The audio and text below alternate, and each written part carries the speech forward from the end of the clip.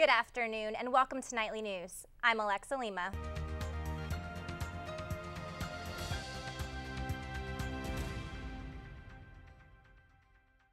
A recent WebMD study ranks Orlando dangerously high on the list of unsafe cities to drive. And there were lots of things to keep students at UCF busy this week. Well, Michelle, the high for today in Florida is going to stay mainly in the 70s. We can expect beautiful sunny skies and warm temperatures all throughout the Thanksgiving holiday. When we come back, Chris Pinson tells us what weather to expect for the next few days. A 24-ounce can of Monster contains 240 milligrams of caffeine. But is that too much? UCF nutritionist Megan Van Camp says she's never heard of death by caffeine, but she does agree these energy drinks can affect your body negatively. Excessive amounts of caffeine does speed up your heart rate, so that is not necessarily a good thing. Van Camp says these energy drinks are usually sold as dietary supplements and therefore don't have every single ingredient labeled.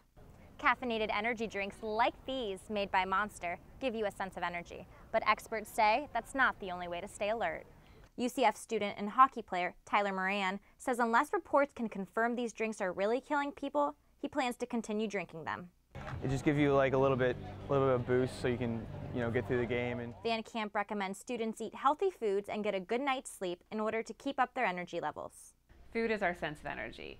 When it comes to caffeine, that gives you a little burst of energy, but it's not real energy. Monster representatives would not comment on these specific deaths.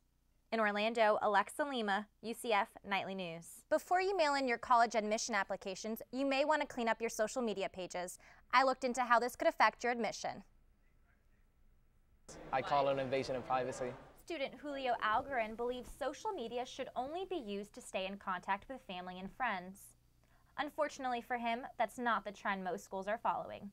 A new 2012 Kaplan Test Prep survey shows an increase in the number of admissions officers who are checking social media sites.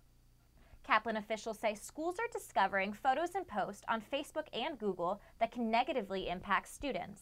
This includes explicit or compromising photos and updates with profanity. The percentage this year nearly tripled, showing 35% of admissions officers found content they don't approve of.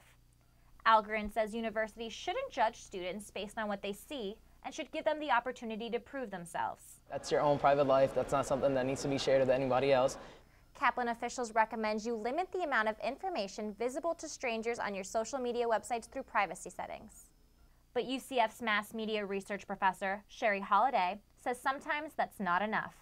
Even though we might think it's private and we have high privacy settings on Facebook, I think a lot of students don't realize that with some digging we can uncover these kinds of things. Holliday cautions students to not only pay attention to what they are posting, but also the pictures their friends tag them in.